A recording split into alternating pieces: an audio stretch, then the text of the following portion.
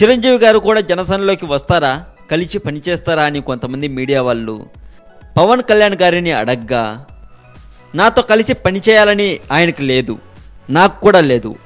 అంతేకాదు మా అన్నయ్య ఆలోచనలు నా ఆలోచనలు వేరు, మా ఆలోచనలు విధానాలు ఒకే దారిలో వెళ్ళలేవు. అంతేకాదు ప్రజారాజ్యం పార్టీలో రకరకాల పార్టీల నుండి వచ్చిన వాళ్ళు వాళ్ళ స్వలాభాల కోసం వ్యక్తిగత ఎజెండాలను పట్టుకొచ్చి సరైన విధి విధానాలలో వెళ్ళనివ్వకుండా అడ్డుపడ్డారు. జనసేన విషయంలో అలాంటివి జరగకుండా కాపు కాయాల్సి వస్తుంది అని చెప్పుకొచ్చారు పవన్ కళ్యాణ్ గారు.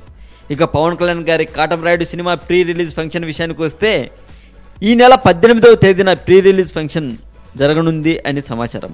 పాత సినిమాల్లో ఒక మనిషిని కానీ జంతువుని కానీ ఒక ఋషి వారు తప్పు చేశారనే ఆగ్రహంతో వారిని శపించి శిలలుగా మార్చే సంఘటనలు పౌరాణిక చిత్రాల్లో ఇప్పటి వరకు బాగానే చూశాం.